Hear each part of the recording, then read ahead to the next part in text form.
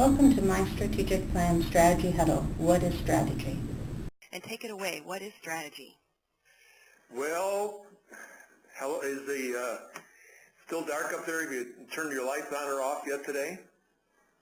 You know, it's dark. It is, as everybody says, you know, it is dark most of the day. Yes. So 4 hours a day. It feels like it's midnight. Okay, I want to just back up a little bit to your strategy stat. Primarily, I want to dig into this just a little bit more and make a point because our system and the way we approach strategy is from a principled standpoint, and the people piece, which so many folks, when they're just strictly focused on a business plan, forget about what does it really take to get the plan implemented and so forth. So we really need to throw the people piece back in there, and this stat was really helpful. To add to that is last month, the conference board, which is out of San Francisco, they continually do surveys on statistics and so forth. They find that less than 50% of people in jobs now are satisfied. And just like you said, Erica, so many of the folks out there are, don't have money, and there's a lot of other things we can do to really help them to get the people engaged. And it's really, thinking about moving beyond just satisfaction, looking at loyalty and engagement. So that's a really key part of strategy, even though it's just a simple stat. So I just throw that out there, and there's a lot of good information that's starting to surface on that, and it's a key part of putting strategy forward. So as we move into this, as you brought up, so many times we all know what quote strategy is. We've heard that term, and so how do we really know if we're being strategic? How we would know that we really have a plan going? There's a polling box on the right-hand side. Time already ran out on it? Okay, well, anyway, there was a polling box on the right-hand side. We're talking about if you feel confident whether your plan was actually strategic. We'll talk about that as we wrap up this little section here. But the definition of strategy, and I think there's three key points in here. And we're talking about overall strategy, not necessarily defensive or offensive actions, that type of thing. But, and this comes from Michael Porter, who is the guru of strategy at Harvard. This comes out of, I think, it's an article in the 80s that we talk about basic strategy and so forth. But there's three key words that we believe here, and as we definitely talk with our clients and so forth about strategy, the three key words are choosing, different, and value. Strategy is about making choices, what's in, what's out, not trying to embrace everything, and that's always difficult with a lot of entrepreneurs. So we have to choose, and we have to choose to be different. And that's how we move ourselves into a position that our customers can understand us, and we can make ourselves different than our competitors, and we're a lot more visible in the marketplace. And the bottom line is all about delivering value. So the three key parts of that definition is we choose to be different, to provide value to our clients. So it's really a key definition that folks really need to make sure that's included in developing their overall strategy.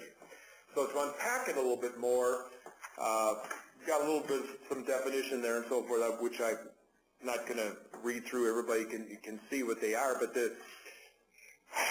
so much of the time when we're working, not just necessarily in the private sector, but the public sector and the nonprofit sector, is about the value proposition.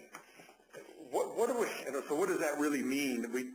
The value proposition is driven by our competitive advantages. And if you're in the nonprofit realm or in the public realm, you say, well, we don't compete and so forth, but actually when it's all said and done, there is some form of competition going on. We'll talk to a pastor and they'll say, well, how many people you have sitting in your pews and so forth, and they do compete. So you can use the word comparative, but somehow we've got to have something that makes us different, makes us unique, sets us apart, because we can't be something to everybody. So value proposition, which is a key part of strategy, is based in our competitive advantages. And probably a quick definition of what our value proposition is, if you look at it, why should our customers buy from us? Ask that question. Why should our customers buy from us? Why should we buy from Dell versus Apple? Why should we buy a Ford versus a Mercedes, or vice versa, whatever else? So strategy is based in the value proposition, and to unpack that and really understand it is critical.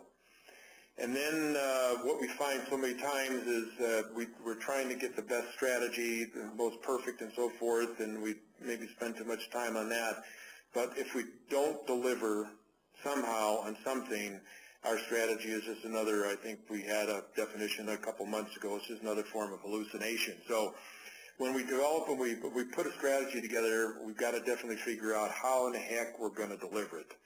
And it has to do with that bottom second to last sentence there is allocating the resources. We're going to talk about that again, but we see that so many times in working with folks that we got all these wonderful, great ideas, and we want to do everything we can, and because it's on top of business as usual, and then you hear that time and time again. So a lot of times what we've done, we suggest to people, say, okay, to move your organization towards a vision, put some money behind it. Have a strategy budget. So what are you going to do to move it towards a strategy? So make sure the resources are allocated to be able to implement whatever we've got developed.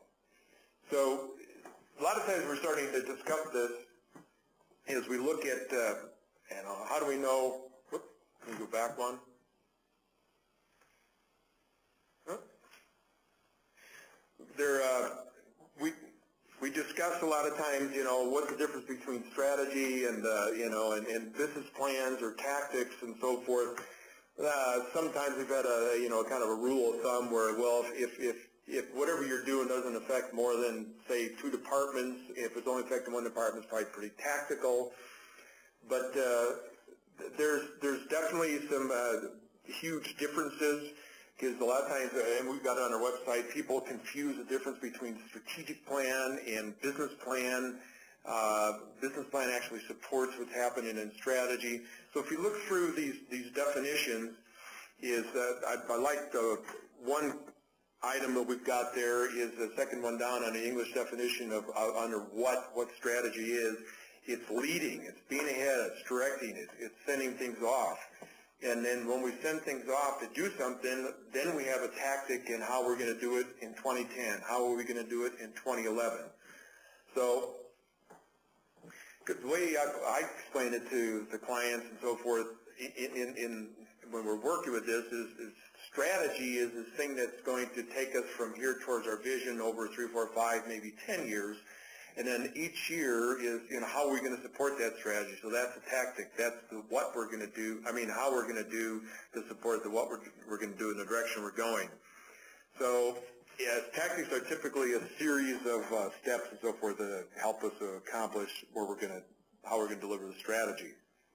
So, as a little checklist, as a takeaway to this is. If your plan is not a roadmap for differentiating yourself, it's all about differentiating. It's all about, if you go back to Porter's definition at the beginning, it's all about choosing to be different and delivering value. So we have to choose this. It's all about making a roadmap to be differentiating. We have to create value for the future, and if we're not delivering value, we're in trouble. From a marketing standpoint, I see this a lot of time. The third step down there helps our customers accomplish, fix, or voice something. We're meeting a real need. So many times as entrepreneurs and smaller organizations, we think we're delivering a real need when it's only a perceived need. So make sure you talk to your customers so you're not just delivering something to meet a perceived need, but a real need. Then it focuses us on clear priorities and communicates both what we are and are not doing. And that's what I love about a strategic plan, is because you take your group and set it aside, and you decide where you're going to go, what you want to do, and that way, not looking at all the different opportunities and things that come along and the options, you're making a decision without making comparisons. So you're making a decision what's in, and you're making a decision about what's out before we even start. So a lot of times when all these wonderful, great ideas come up during the next year, whatever else, you compare it to what you've already decided, which is strategic, and you move your organization forward.